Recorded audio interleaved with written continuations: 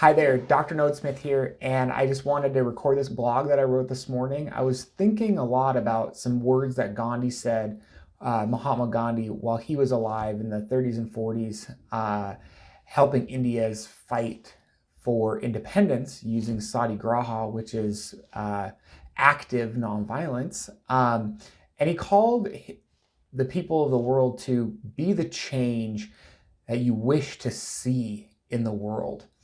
And I really see that we're in an area in an era where every man, woman, and child is being called to participate in our changing world in ways that have never been seen before. We live in an interconnected global economy with technological influences that are rapidly evolving every single day. And it's actually, I think, and for those of you who know me, you've heard me say this, I think it's an incredibly exciting time. But there's also great angst at this time as well, and we're really experiencing growing pains of our changing world. And we really, really, really don't like these growing pains. We're essentially complaining like a lot of little children. Our world is changing and we just don't like it. And here's the thing, we don't like it for many different reasons, but we all don't like it. And of course, there are things that are reasonable to not like about our society, our governments, our economies, our social systems, our neighbors, our schools.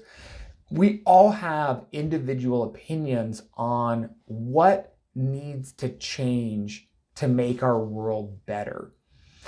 But increasingly, these complaints are dividing our communities, they're dividing our families, they're dividing our countries, and they're causing far-reaching distress. We're beginning to feel emotionally and psychologically we're beginning to feel emotional and psychological repercussions that are being caused by this perpetual conflict that we seem to be in. And this conflict between people is growing and evolving much like an organism.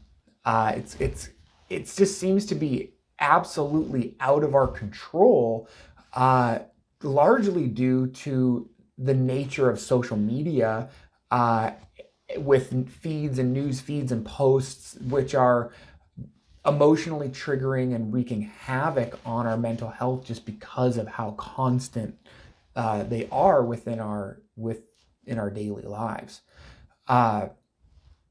We seem to kind of as a whole, as almost a global community, we seem to have gotten caught up in this whirlwind of finger pointing, and our opinions of what needs to happen, what's wrong with the world. And all of that seems to be fueling the fire. And there's really one answer that we are all searching for. We all want the world to be a better place. We all want to feel safe, secure. We want it to be stable. We all want to enjoy our lives. And the answer to how to make the world a better place is for you to change. We need to stop pointing our fingers at one another and start looking in the mirror. And I do not mean that more people need to volunteer, give money to charity, get a vaccine, drive your car less, any of those things. I mean, simply look in the mirror and ask yourself this question. Am I living in a way that supports the world that I want to see? Are the ways that I convey my opinions and thoughts in alignment with my moral values? Are my actions toward other people, any other person, even people I don't like or agree with, are my actions toward other people promoting what I want to see in the world?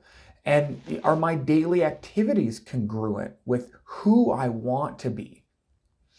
The fact of the matter is that we need to grow up. The changes necessary in our world for it to be a better place are only possible through individual growth and development.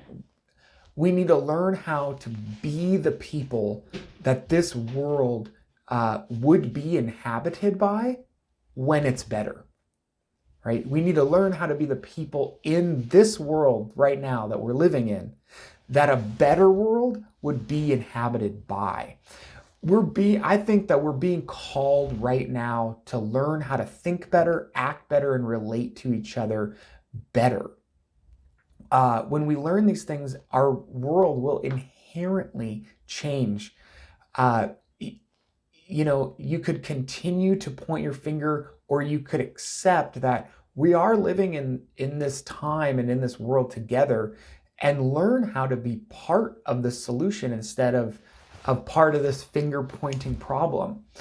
And the solutions we need are absolutely unknowable to the type of thinking that currently dominates this world. This finger pointing kind of consciousness or way of thinking and relating, that's not how a better world will operate. And that's why there's so much general conflict in our world right now. So learning how to think, we need to, on an individual level, we need to learn how to become more skillful in our thinking. So our thoughts, opinions, our fears, and our ideas don't rule our lives in ways that cause us anxiety, depression, and other psychological problems. The thoughts that we have create the world that we live in, or they at least dictate the way in which we interact with our world. So when our thoughts are constantly creating conflict, this is exactly what we will see in the world, as well as what we'll create in the world. Just as an example, consider how many times you've gone into a conversation with someone else knowing that you're going to get into a fight. Okay, and this is a wonderful example of how you've let your thoughts get the better of you already. The most simple element of learning how to think is simply mastering the chaos that is our thinking most of the time.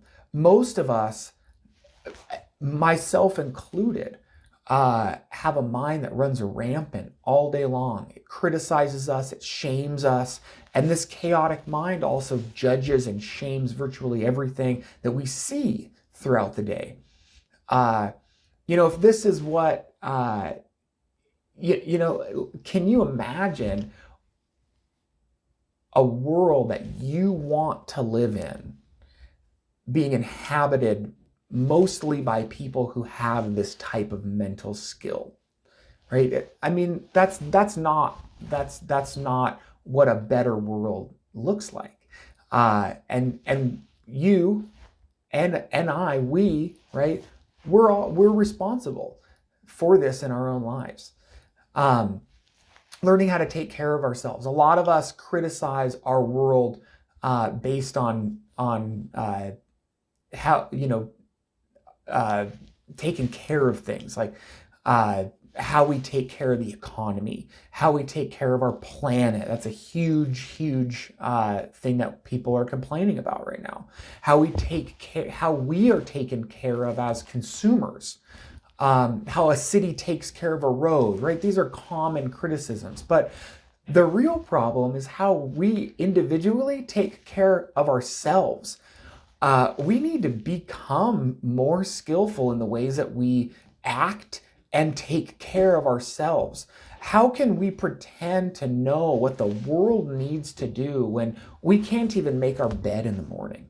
When we don't even know how to adhere to a schedule, when we don't know how to commit to making positive and healthy changes for ourselves? We need to stop pointing the finger when we struggle to do these same things. And often, instead of looking at ourselves, at our own struggles, our own need to grow and develop, we project these shortcomings onto the world, onto other people. We say that the world is going to hell in a handbasket, and we give these, examples, and we close our eyes to the fact that we have a lot of control over our own individual experience of the world and of our own lives. And that brings us to our last point, or last point I want to make, is learning how to relate to others.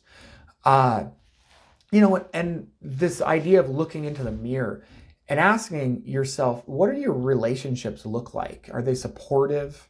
Are your relationships honest? Are they loving? Are they mutually beneficial to everybody involved? How often are you in conflict with others? Do you communicate with your family? Do you get along with your parents? Do you get along with your children? We all have one or two people in our lives that push our buttons. But when we're constantly bothered by others, when we're in conflict with our family, our friends, or annoyed and frustrated with basically everyone, the problem is most certainly with ourselves. We need to learn how to relate to other people in ways that support each other. Think of the world that you want to live in. Are you interacting with the people in your life like that? These are big questions, but the reality of our situation as human beings living on earth right now is that we need to learn and grow as individuals. Only then will we know how to make the changes that need to be made in our world.